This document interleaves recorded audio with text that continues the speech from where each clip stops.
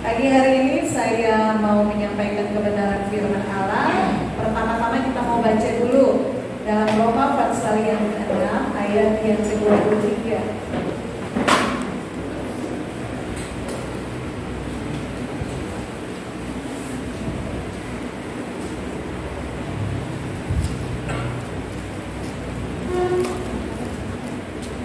Sudah dapat semuanya?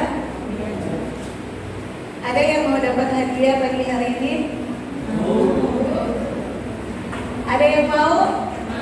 Hadiahnya banyak sekali. Terima kasih yang sudah menyumbang door prize. Ada sisa sumbangan tas-tas orange itu ada lebih, saya bikin jadi door prize juga. Ya, ini sumbangan binaan ya. Kalau saudara mau dapat door prize yang pertama, kita mau baca ayat ini. Terus saya ajarkan satu gerakan ayat ini. Yang bisa maju ke depan langsung pilih door prize mau yang mana. Biar semangat semuanya, amin. Oke, Roma 6 ayat 23, 1, 2, 3.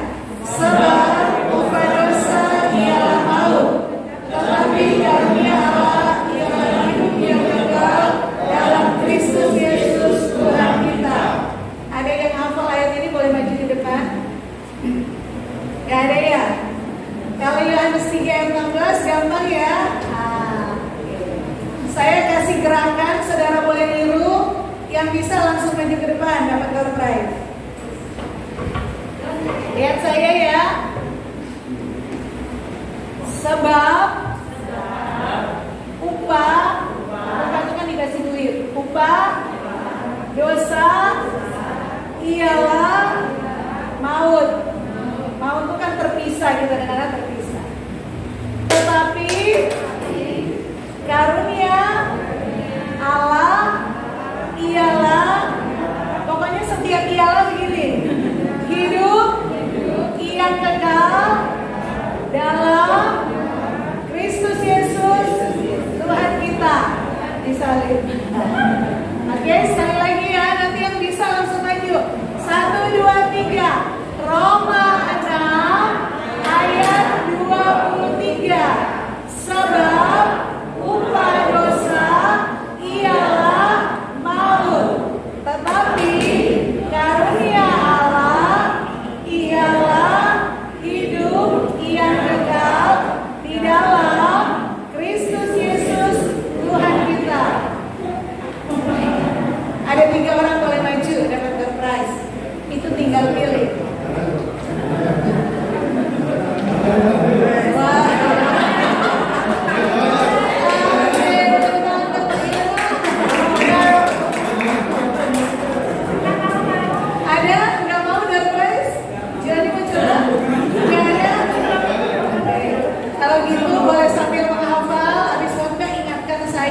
Saya kasih kesempatan kedua. Tapi jangan sementara khotbah saudara bingung menghafal ya. Saudara yang dikasih, pagi hari ini saya mau khotbah. Tujuan khotbah saya pagi ini ada 2. Yang pertama, jemaat Tuhan yang hadir pagi ini bisa menghayati secara benar tentang pengorbanan Yesus di kayu salib.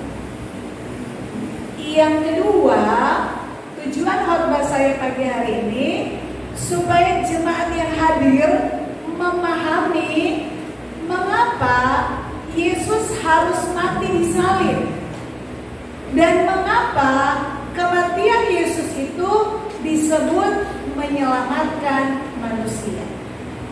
Jadi ada 2 hal itu. Amin, saudara. Saya mau tanya yang pertama. Kalau saudara ingat Jumat Agung, kalau di kalender bilang kematian, wafat Isa Al-Masih, ada nggak sesuatu yang, wah ini Jumat Agung, yang langsung terbayang di pikiran saudara? Apa yang saudara bisa hayati dari memperingati Jumat Agung ini? Ada nggak? Saya kasih contoh begini, kalau saudara ini pernah sekolah dulu, yang tua-tua ini pernah sekolah dulu kan? Ikut upacara bendera nggak dulu? Ikut ya. Nah, di upacara bendera biasanya ada satu sesi mengheningkan cipta. Mengheningkan cipta kita tuh ngapain? Ada paduan suara yang bernyanyi, tetapi peserta upacara itu menundukkan kepala. Tujuannya apa? Menghayati. Kan biasanya pemimpin upacara akan bilang, mari kita mengenang kembali jasa-jasa para pahlawan yang telah gugur. Betul ya? Dan pernah gak saudara waktu upacara teman-temanmu yang paduan suara lagi bernyanyi, terus saudara lagi membayangkan si Pangeran Diponegoro lagi berperang, terus habis itu siapa lagi itu? Pokoknya pahlawan-pahlawan lagi berdarah-darah. Kemudian begitu pembina upacara bilang mengheningkan cipta selesai, saudara langsung, aduh, syukur saya nggak hidup di zaman itu. Aduh, terima kasih hari ini saya sudah merdeka. Pernah nggak mengalami seperti itu? Pernah nggak menghayati seperti itu? Siapa yang pernah angkat tangan? Tapi nggak dapat gelar prize. Nggak ada yang angkat tangan, tapi ada yang pernah. Kenapa nggak banyak menjawab pernah? Makanya saudara kurang nasionalisme ya, karena nggak menghayati pengorbanan mereka. Kita kan hidup sudah merdeka. Nah, yang pertama kita belajar khotbah pagi hari ini, kalau saudara menghayati pengorbanan Yesus, hidup kekristenanmu pasti berubah. Amin. Kalau kamu mengerti pengorbanan Yesus, bukan hanya kantongmu, bukan hanya uangmu kamu persembahkan, hatimu, segenap hidupmu, kamu rela tanpa paksaan, kamu akan persembahkan kepada Tuhan. Amin. Amin. Siapa yang kalau Jumat Agung suka menghayati tentang salib? Ada waktu perenungan sendiri, berdoa, membayangkan, menghayati. Ada nggak? Ada. Wah, nggak salah jadi ketua sekolah minggu ya. Karena hanya dia yang menjawab ada.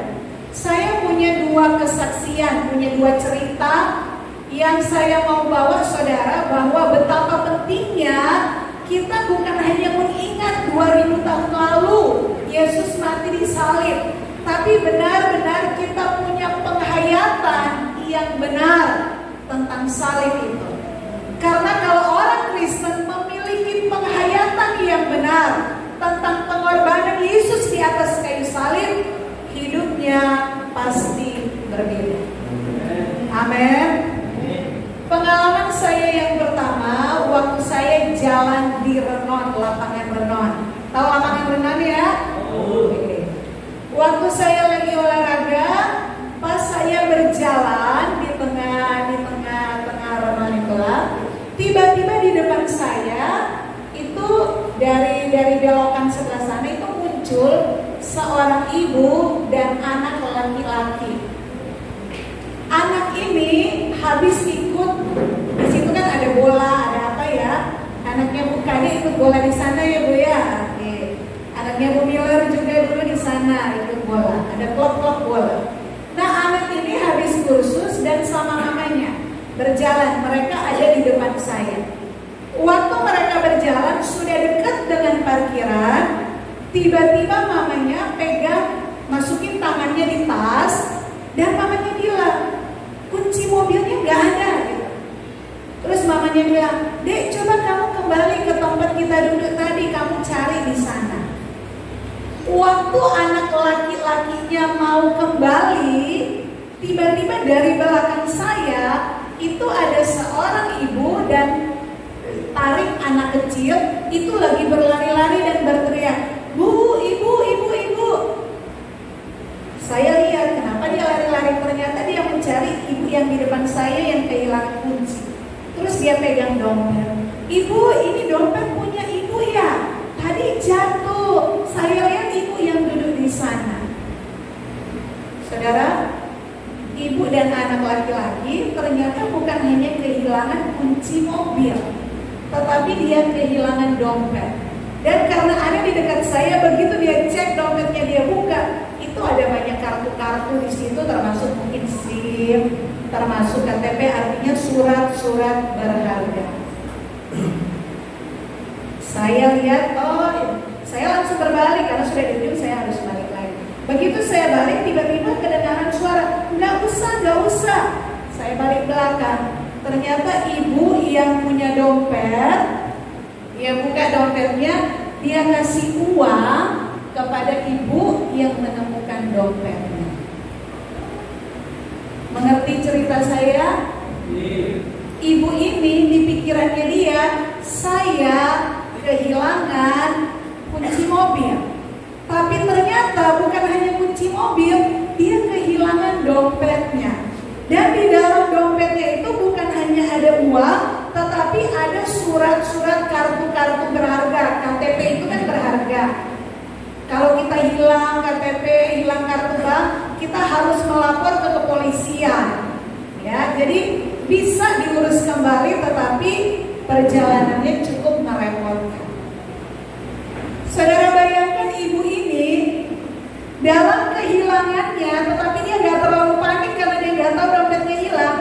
Tiba-tiba datang ibu yang membawa dompet dan kunci mobilnya. Itu namanya apa menurut saudara? Yang keras gak kedengaran? Kalau mengalami kisah seperti itu untuk ibu yang kehilangan dompet, yang kehilangan kunci mobil, tidak tiba-tiba ada yang bawa, menurut saudara satu kata untuk ibu ini apa? Apa? Apa? Mujizat. Ada lagi? Pertolongan. Ada lagi? Kenapa ibu itu kasih duit? Kenapa dia kasih duit? Rasa terima kasihnya dia kasih duit. Dan duitnya banyak loh. Saya sempat lihat warna merah-merah beberapa lembar. Menemukan mungkin di dalamnya lebih daripada itu. Kunci yang hilang, saya pernah kunci mobil hilang. Itu bisa panggil tukang kunci datang, bayar lebih mahal dibanding kita bikin kunci di depan di tempat itu. Kartu-kartu yang hilang diurus bisa kok. Tetapi walaupun perlu waktu, perlu tenaga, tapi bisa diurus kembali. Tetapi seorang ibu yang kehilangan dompet, yang kehilangan kunci, belum mencari, anaknya belum balik loh. Tiba-tiba sudah ada yang datang membawakan barang-barangnya yang hilang. Rasa terima kasih dia ungkapkan dengan memberikan uang kepada ibu yang sudah menemukan. Itu wajar gak rasa terima kasih seperti itu? Karena dia merasa bersyukur, ada rasa terima kasih dia kasih. Ibu yang menemukan, oh gak usah, gak apa-apa kok. Tapi gak apa-apa, ambil aja. Rasa terima kasih. Ada kisah yang kedua tentang Ratu Victoria. Wow. Ini 2 kali saya ngomong tapi kisahnya beda ya. Saya suka soalnya waktu saya nonton pertama. Ratu Victoria itu tahun 1830-an, kalau wanita bisa menjadi ratu di satu negeri yang yang adidaya lah, itu sesuatu yang luar biasa. Zaman sekarang ini aja kalau ada perempuan mau jadi presiden, mau jadi menteri aja, wow, betul ya saudara? Nah ini masih abad 18. Tetapi dalam usia 21 tahun, Victoria dia menjadi ratu.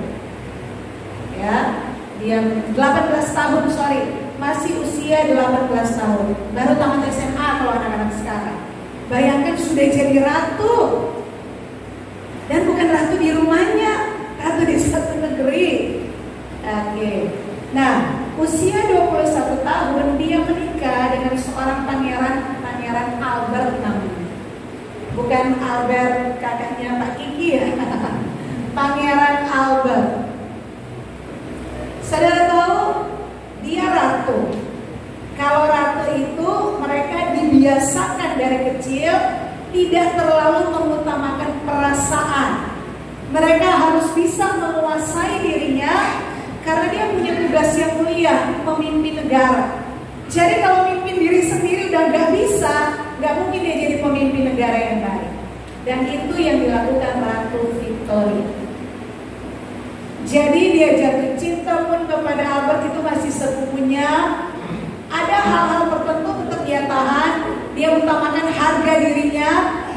mengutamakan keadaan posisinya sebagai ratu. Sampai satu waktu dia usia 21 tahun, akhirnya dia menikah. Nah, Pangeran Albert ini suka menolong masyarakat, pokoknya pemimpin yang baik. Tetapi kan yang ratu istrinya. Untuk dia bisa terlibat, terjun di bagian mana dia boleh terlibat, itu selalu harus seizin istrinya, karena istrinya ratu. Kalau istrinya bilang enggak, ya nggak boleh, kan yang berkuasa istrinya. Nah, satu waktu karena terlalu banyak keterlibatan Pangeran Albert, istrinya ngomong. Dia ratu, dia berkata, Ratu Victoria berkata, kalau pakai bahasa bebas ya, suamiku, kamu mulai sekarang tidak usah terlalu ikut campur dalam urusan kenegaraan, itu bagianku. Kalau bahasa kasarnya, kamu tinggal aja di rumah, ya, biar aku yang urus semua. Tetapi suaminya, Pangeran Albert, dia berkata, aku akan tetap mendampingimu kemanapun kamu pergi. Satu waktu mereka naik kereta kerajaan, kayak Ratu Elizabeth suka pakai, dan mereka keliling. Waktu itu Victoria lagi hamil. Saudara tahu apa yang terjadi? Ada orang yang menembak. Sebelum menembak, Albert melihat ada yang akan menembak istrinya, dan dia melindungi istrinya sehingga arah tembakan itu harusnya ke istrinya kena ke dia, dan dia cukup luka parah. Saudara tahu, sejak peristiwa itu Victoria, perlakuannya kepada suaminya itu berubah drastis. Tadinya dia gak terlalu menghargai. Saya kan ratu, kamu harus ikut apa kata saya. Tetapi sejak saat itu dia berubah. Waktu dalam keadaan luka, dia tanya kepada Albert suaminya, kenapa kamu rela mati untuk saya? Albert jawabnya, kamu seorang ratu. Kalau saya mati, bisa ada pengganti. Tetapi kalau kamu ratu meninggal, tidak ada yang bisa menggantikan kamu. Dan sebagai suami, apapun akan aku lakukan untuk kamu. Saudara tahu, sejak saat itu segala keangkuhan, kesombongan, predikat sebagai ratu itu benar-benar ditanggalkan. Dan dia menunjukkan betapa cintanya kepada Pangeran Albert. Kenapa Ratu Victoria bisa berubah? Karena dia melihat pengorbanan suaminya yang tulus, rela memberikan nyawanya untuk menggantikan nyawa. 21 tahun mereka menikah, dan setelah 21 tahun, masih dalam usia yang muda 42 tahun, Pangeran Albert meninggal. Sejak kematian suaminya, saudara tahu, itu pergabungan sejati terjadi. Victoria sejak suaminya meninggal, mulai hari itu dia memilih untuk memakai gaun warna hitam. Dan yang kedua, kamar Pangeran Albert itu setiap hari dibersihkan, setiap hari dibawakan air untuk mandi sampai bertahun-tahun, seolah-olah pangeran masih tetap hidup. Padahal orang kaya, apalagi bangsawan kerajaan, itu tidak boleh melakukan hal seperti itu kalau orang sudah meninggal. Tapi Ratu Victoria menyuruh untuk tetap melakukan. Kenapa? Karena cintanya kepada suami. Mengapa kita perlu menghayati dengan benar pengorbanan Yesus di kayu salib? Karena kalau saudara bisa menghayati, seharusnya kamu loh, seharusnya saya yang digantung, tapi dia rela menggantikan saya dan saudara. Kalau kita punya penghayatan yang benar tentang pengorbanan Yesus, bukan hanya uang kita relakan kasih ke Tuhan, tapi hati kita, cinta kita, nyawa kita sekalipun, segenap hidup kita rela persembahkan kepada Tuhan. Amin. Kenapa saudara hitung-hitungan sama Tuhan? Karena kamu belum punya penghayatan yang benar. Soal waktu masih hitung-hitungan, soal memberi masih hitung-hitungan, apalagi soal hati, apalagi soal cinta yang tulus, mengasihi segalanya? Masih jauh. Tetapi saya berharap pagi hari ini dengan kita merayakan, memperingati kematian Yesus, saudara belajar menghayati kematian Yesus, pengorbanan Yesus. Dan orang yang benar-benar menghayati pengorbanan Yesus, ciri yang pertama, ada rasa terima kasih, ada rasa syukur. Ibu yang kehilangan dompet, rasa terima kasih, dia kasih duit. Ratu Victoria, rasa terima kasih. 40 tahun dia hidup dalam pergaulan. Dia berbuat di rumahnya seolah-olah suaminya masih hidup. Kenapa? Karena rasa cinta. Yesus mati buat saya, saudara. Alkitab menulis, pada waktu kita masih hidup di dalam dosa, dia sudah mati untuk saya, saudara. Sekarang jadi pertanyaan, di mana rasa syukurmu? Seberapa rasa terima kasihmu? Selama kau tidak punya penghayatan itu, kamu pasti akan bersungut-sungut ketika kamu ada di dalam masalah. Kenapa ada banyak orang tidak bersyukur sudah memiliki segalanya? Kenapa ada orang suka ngomel-ngomel? Kenapa ada orang suka bersungut-sungut? Karena mereka belum menghayati pengorbanan Tuhan Yesus di kayu salib yang rela mati untuk menggantikan posisi saya dan saudara. PR yang pertama pulang dari tempat ini, miliki penghayatan yang benar, berdoalah kepada Tuhan. Karena yang terutama yang Tuhan minta bukan uangmu, bukan sekedar waktumu, tetapi hatimu yang Tuhan minta. Dan orang untuk bisa memberikan hatinya, dia harus memberikan apa yang dia miliki dulu. Baru hati itu yang terakhir bisa diserahkan. Amin. Tuhan memberkati. Saudara diberkati. Lihat sebelah kiri kanan. Tuhan Yesus mengasihi. Amin, saudara. Yang kedua,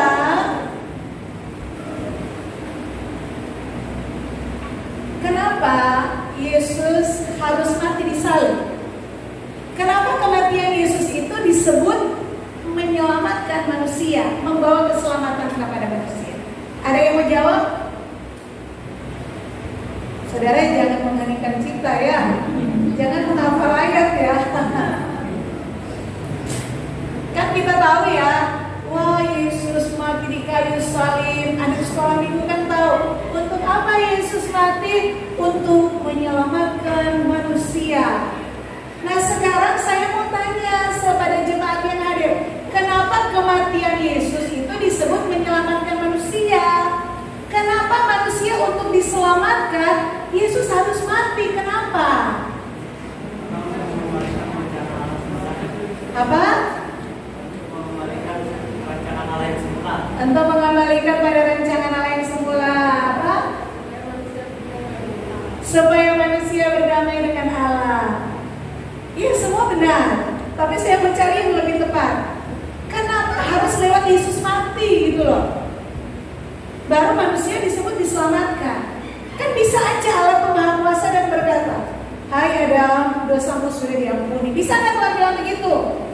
Tapi kenapa Yesus harus mati, harus nyawa Yesus? Saudara yang kekasih, dengar baik-baik. Untuk menjawab pertanyaan ini, kita harus kembali kepada sejarah latar belakang, yaitu dalam kitab Kejadian. Kejadian pasal yang kedua ayat yang ke-17, gak usah buka. Percaya kepada saya saja. Ada larangan di Taman Eden. Larangannya apa? Berfirmanlah Tuhan kepada manusia, semua pohon dalam taman ini boleh kamu makan buahnya, tetapi tentang pohon yang ada di tengah taman, tentang pohon pengetahuan yang baik dan yang jahat, apa firman Allah? Jangan kamu memakannya, karena pada waktu kamu memakannya pastilah kamu akan mati. Ingat baik-baik, karena pada waktu kamu memakannya pastilah kamu akan Roma 6 ayat 23 yang tadi kita ucapkan bersama-sama, upah dosa adalah maut. Maut itu mati, maut itu terpisah dari Allah. Saya mau tanya, itu larangan muncul di Kejadian 2 ayat yang ke-17. Tetapi di dalam Kejadian pasal yang ketiga, kisah kejatuhan manusia dalam dosa. Ketika Adam dan Hawa memakan buah itu, lihat saya mau tanya saudara semua. Adam memakannya betul? Hawa memakannya betul? Waktu mereka makan, apakah mereka mati? Waktu mereka makan, apakah mereka mati? Kenapa mereka tidak mati? Kan firman Allah berkata, pada waktu kamu memakan buah itu, maka kamu akan mati. Adam dan Hawa setelah makan mati atau tidak? Kenapa tidak mati?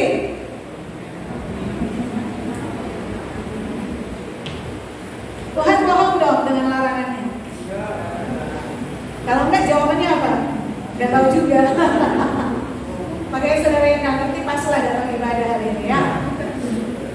Saudara lihat saya, upah dosa adalah maut.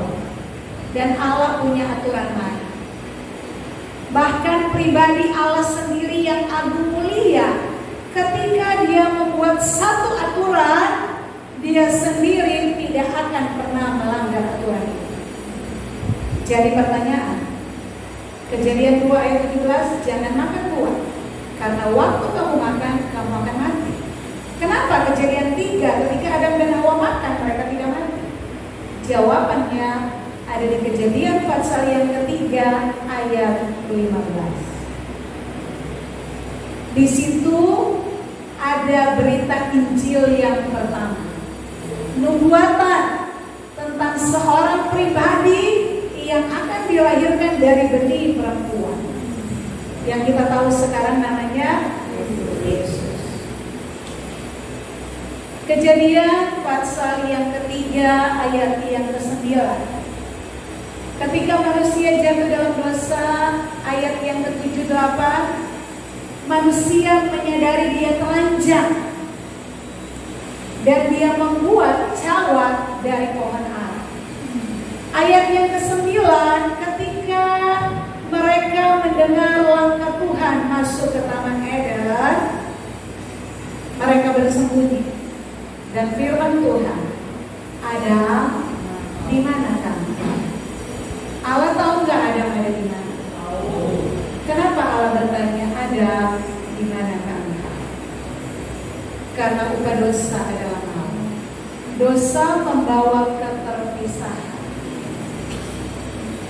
Dan seharusnya upah dosa adalah maut. Ketika Adam dan Hawa memakan buah yang dilarang, hari itu mereka mati. Tapi mereka kenapa tidak mati? Karena Kejadian 3 ayat 15, Allah sudah menyediakan korban pengganti yang akan menggantikan nyawa Adam dan Hawa yang seharusnya mati di hari itu, yaitu benih perempuan akan lahir, yang kita tahu namanya Yesus Kristus.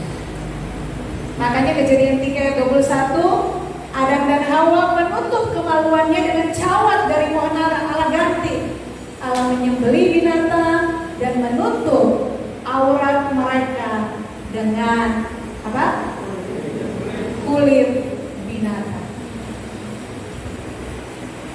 Untuk manusia bisa berhubungan kembali kepada Allah, dari Kejadian 3 dan selanjutnya perjalanan bangsa Israel kita kiamat, untuk kembali manusia bisa mendekatkan diri dengan Allah, cuma satu, harus ada korban.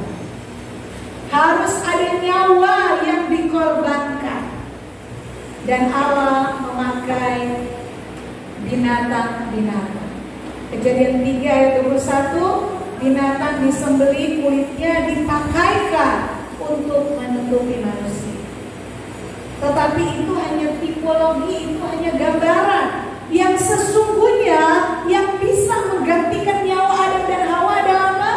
Kejadian 2 ayat 15. Tetapi kenapa Yesus tidak langsung lahir hari itu?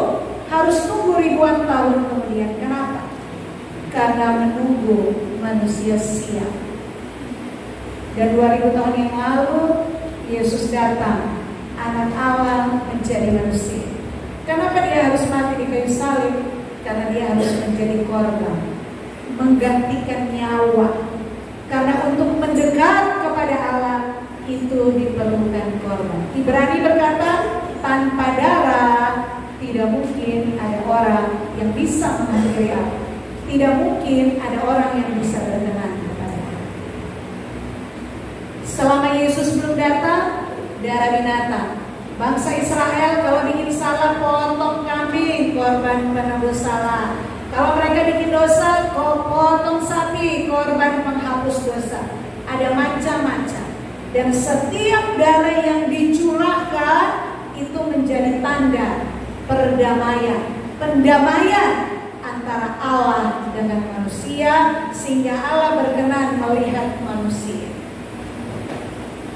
Tetapi Yesus mati 2000 tahun yang lalu, itu hanya satu kali untuk selama-lamanya. Itu cukup. Sebab dosa pertama dimulai hanya dari satu orang, yaitu Adam. Makanya hanya ada satu juru selamat, Yesus, untuk bisa menembus dosa manusia. Karena satu orang Adam, semua keturunannya terlahir dosa. Satu orang yang namanya Yesus yang melunaskan hutang darah, hutang nyawa. Yohanes pasal yang pertama ayat 29, Yohanes Pembaptis berkata, lihat anak domba Allah yang mengangkut dosa dunia. Amin, saudara. Kenapa Yesus harus mati di kayu salib? Untuk menjadi korban pengganti. Karena upah dosa adalah maut. Dosa itu hutang. Hutang itu harus dibayar. Dibayar bukan dengan kambing, dengan domba. Kalau saudara baca konsep Perjanjian Lama, kambing domba itu hanya menutupi dosa. Dosa tetap ada. Tetapi pengorbanan Yesus, dia benar-benar membayar, lunas. Dia bukan menutupi dosa, tapi dia menghapus dosa manusia. Dan itu dari manusia pertama ada sampai manusia terakhir, dosanya sudah diampuni. Sekarang jadi pertanyaan, enak ya dosa kita diampuni? Amin. Enak ya kematian darah kita, nyawa kita harusnya, tapi Yesus ganti. Enak ya? Sekarang sebagai orang percaya, apa yang harus kita lakukan? Yesus sudah mati untuk saya, berarti saya tidak usah mati. Yesus sudah berkorban untuk saya, berarti saya tidak perlu mengorbankan diri saya untuk saya bisa mendekat kepada Bapa. Jadi pertanyaan, kalau begitu apa yang harus kita lakukan? Mari kita baca ayat yang terakhir. Kalau sebut terakhir, semua senyum langsung melebar. 1 Korintus pasal yang ke-6.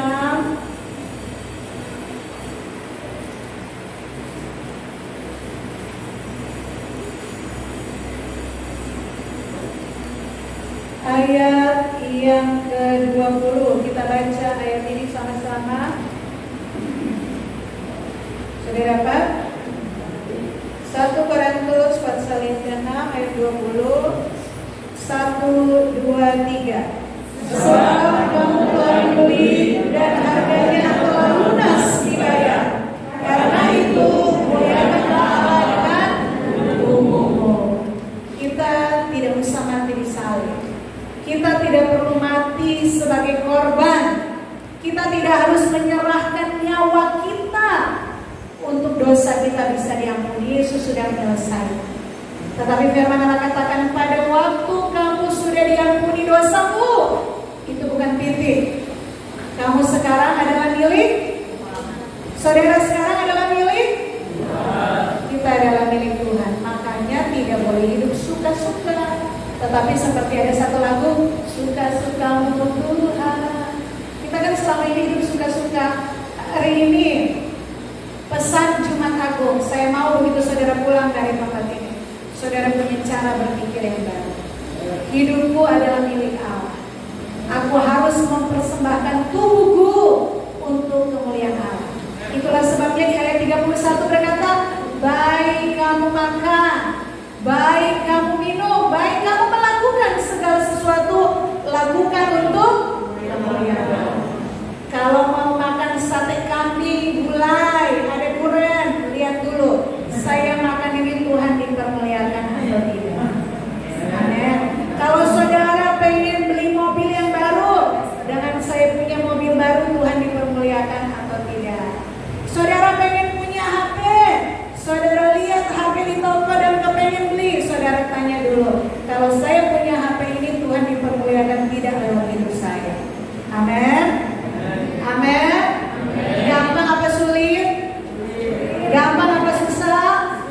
Makanya poin yang pertama tadi, hayati dulu. Kalau penghayatan tidak benar, bukan cuma duit kamu kasih, hatimu, hidupmu kamu berikan untuk kemuliaan Allah. Saya tutup dengan satu kesaksian untuk membuat saudara paham bahwa kita tinggal di tubuh ini kita nggak berkuasa lagi. Semua ini milik Allah karena Dia sudah menebus kita. Ada Pak Hendra, ada Bu Loren, mereka tinggal di sini. Mereka rumahnya paling besar di antara kita semua ya. Nah, ada lapangan bermain di depan. Oke. Mereka tinggal di sini. Mereka bisa pergunakan semua fasilitas. Mereka pakai listrik gratis, nggak usah bayar. Mereka pakai air gratis. Bahkan mereka pakai internet gratis, unlimited. Kalau nggak percaya tanya Pak Kiki yang pasang. Bahkan apa tuh internet itu lebih gede dari yang punya kita di gereja. Mereka bisa menggunakan semua fasilitas. Tetapi beberapa hari yang lalu Hendra kasih tahu saya, Tante ada anak remaja mau pinjam panggung untuk pakai ini. Saya tanya siapa? Dari sekolahnya dia. Saya bilang kamu suruh dia telepon saya, WA saya. Dan akhirnya saya nggak masalah. Tetapi yang setelah kejadian itu saya tidak berpikir apa-apa. Waktu saya nyusun khotbah ini baru saya berpikir, Hendra, Loren dia boleh pakai semua fasilitas, tetapi ada batasan. Dia nggak punya hak masukin orang siapa saja ke sini. Kalau dia bilang, Tante saya nggak suka nih warna putih, saya ngecat warna abu-abu. Dia harus ngomong ke saya dulu. Dia nggak bisa cat. Mengerti? Kalau kamarnya dia keren, dicat warna abu. Maksud saya begini, saya dan saudara, tubuh kita ini kita bawa, kita jalani di mana kita ini selalu ada dengan kita. Tapi tanamkan di kepalamu bahwa kamu tuh sudah lunas hidayah. Hidupmu bukan milik kamu, kamu gak boleh suka-suka mempergunakan mulutmu. Setiap mau ngomong pikir dulu, kalau aku ngomong ini Tuhan dipermuliakan, atau kalau aku ngomong orang dikutuk karena perkataannya. Kalau aku melakukan sesuatu apakah Tuhan dipermuliakan, atau kalau aku melakukan sesuatu justru nama Tuhan dihujat. Kalau aku punya pikiran mengambil keputusan-keputusan, kalau aku punya rancangan-rancangan ke depan walaupun itu baik, tanya Tuhan dulu. Kenapa? Karena hidupmu bukan punya kamu. Tuhan sudah menebus dan hidupmu milik Tuhan. Kalau kamu mau menjadi anak Allah, tapi kalau kamu mau hidup suka-suka ya terserah. Yesus mati di kayu salib untuk semua manusia. Tetapi apakah pengorbanan Yesus saat menjadi milik saya? Itu tergantung respon masing-masing. Amin. Tergantung respon saudara masing-masing. Tuhan memberkati. Mari kita tundukkan kepala. Saudara semua sudah dapat terjemahan kudus ya. Yang belum dapat boleh angkat tangan.